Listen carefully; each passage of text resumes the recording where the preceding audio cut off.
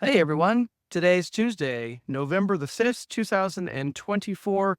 It is election day in the United States of America.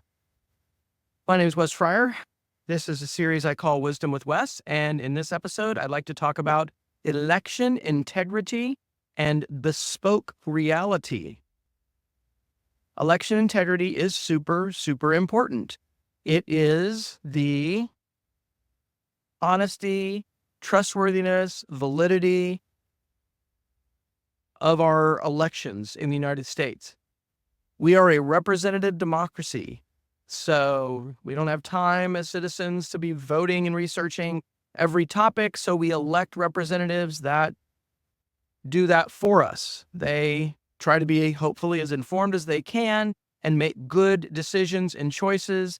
And this election is not only important for the national election, which is getting the most attention, it's incredibly important for the local and state elections, because leadership and the values with which people lead, but also the perceived reality that people operate within, it's super important, okay? Because the perceptions that we have drive our thinking and they strongly influence and drive our actions. So we're going to be hearing about, I'm sure, today and in the weeks to come, quite a bit about election integrity. And I'll talk about that a little more, but let me talk about bespoke reality. So yesterday, I had an opportunity over lunch from noon to 1 Eastern time to, again, facilitate a free webinar for the Media Education Lab. I'll put a link into the description of this YouTube video so you can check it out because it was recorded this month. And the Media Education Lab is based out of Providence, Rhode Island and Chicago, Illinois. It is a collection of educators led today by Renee Hobbs and Yanti Friesen and a number of wonderful, wonderful educators focused on media literacy and not only better understanding the ways in which media is created and shared and shapes our reality, but also the responsibilities that we have as citizens to have an understanding of how communication, information, and media flows, is created and shared and amplified today. And then the responsibility as well as opportunity, which we can have to decide what we share. And so bespoke reality is a phrase, a term that I learned from Renée DiResta.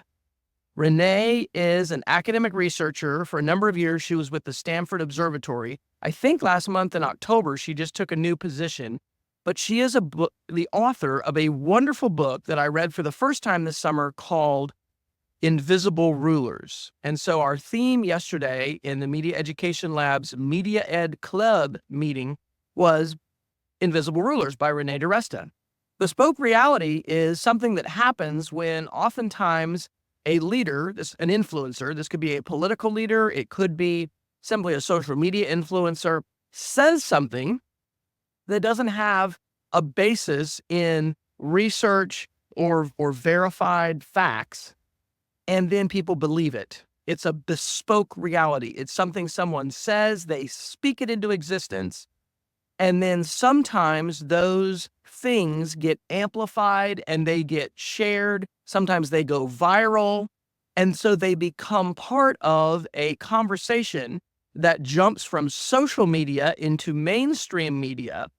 And they can really shape our perceptions. They can shape our culture. Bespoke reality is something that is a huge problem today. And part of the reason is because social media platforms are engineered and designed in such a way that their algorithms really favor outlandish, normative, transgressive behavior and ideas, things that are just on the extreme. And as humans, our psychology is such that, we tend to be drawn to those things. They get our attention. We live in an attention economy where attention is scarce and people try to get it. And so anyway, I want to encourage us to be aware of the fact that we are living in a day where bespoke realities are common and we're going to hear about bespoke reality when it comes to election integrity. My father, Tom Fryer, who still is with us in Manhattan, Kansas, Dad is 84 now. Dad has served in the past as an election precinct, I think judge, I think that's the name, but he's sort of the lead volunteer at his precinct there in Manhattan, Kansas. And a big part of what his job has been when he's done that, he's not doing it this year, is to make sure everything runs as it should. Part of the reason I think he's chosen as a volunteer to do that is my dad is a really honest guy. You know, Dad is a veteran of the Air Force. He's a graduate of the Air Force Academy. He had a 21-year career in the Air Force and a 21-year career in banking and financial investment there in the community in Manhattan, Kansas. He's a Rotarian. He's a community volunteer at a lot of organizations. He's a good guy. He's an honest person. And so I know that he has enjoyed doing that in the past. And the reason I mention this is if, and it is likely, we're going to hear perhaps a lot of allegations, assertions today on election day and in the days to come about election integrity violations, okay, about irregularities. We have a very decentralized electoral system in the United States, much like our power grid. Our power grid is fairly decentralized, and so that means a hacker can't just come into like one database or one server, hack it, and then, shut down the whole power grid. There are ways that the power grid, I've read, could be taken down, but there's a lot of different small grids and they run on different systems, and it's not just centralized. That's an advantage. Okay, with our election system, I read an article this last week that said we had over like 5,000 different, precincts around the country, and each state is a little bit different.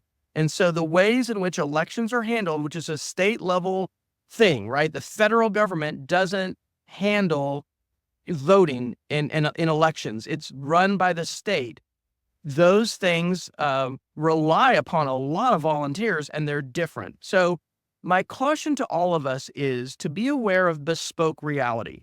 Just because someone says something is real, and we've already had, before the election, different allegations of, illegal votes and of election fraud. These things need to be investigated and tested.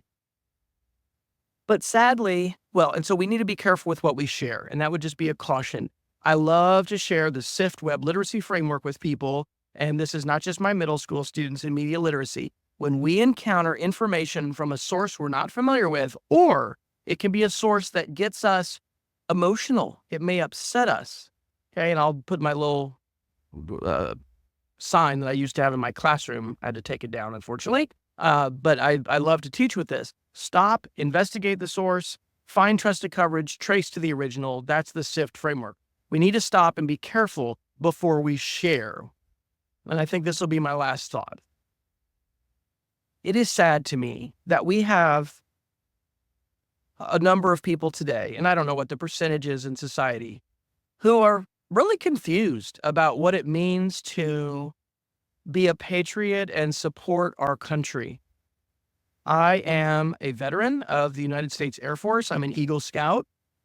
As a U.S. officer, I took an oath. I actually took this oath as a cadet at the Air Force Academy, and then it was renewed as an officer oath to protect and defend the Constitution of the United States against all enemies, foreign and domestic. Make no mistake, some of our foreign enemies, okay, which would include today the government of China, the government of North Korea, the government of Iran, some of these governments absolutely want to see the United States fail as a political and economic system. And so part of the strategies for the intelligence services and both security services and military services of those foreign nations is to try to sow dissent and increase polarization and increase distrust to get us to not trust our institutions. And so unfortunately, we have a number of folks, and some of these people are influencers on social media today. Some of these are former members of the United States military. And some of these people continue to repeat themes. I would call these a record, something they play like a record over and over again, that the United States is in critical and irreversible decline, that the institutions of the United States and the leadership cannot be trusted, that the government is filled with, deep state, evil people bent on the destruction of our Western, quote unquote, way of life, our philosophy. And this is what they repeat over and over again. Okay. I would encourage all of us, and I'm going to try to do this too, to reach out locally to some of our local volunteers and our local leaders to talk about and learn about the election. Let's be wary when it comes to election integrity of bespoke reality, of people that may not have any direct connection to a situation that they're talking about, and they may be completely fabricating something or just repeating a rumor, gossip. We've had gossip and rumors forever, right? And we need to be careful about the sharing and the spreading of those. I'm thankful for community volunteers like my dad in Manhattan, Kansas, who for years served as a volunteer, a precinct volunteer for elections in Riley County, Kansas. And for the volunteers that continue to serve, we need to thank these folks. We need to support these volunteers, because in some cases, these people have come under, unfortunately, direct attack by name. That happened in our last, presidential election cycle. So wherever you are in space and time, I hope you will find time to turn off the news feed. I hope you'll find time to have some quiet. We had a church service last night at our church, Caldwell Presbyterian here in Uptown Charlotte.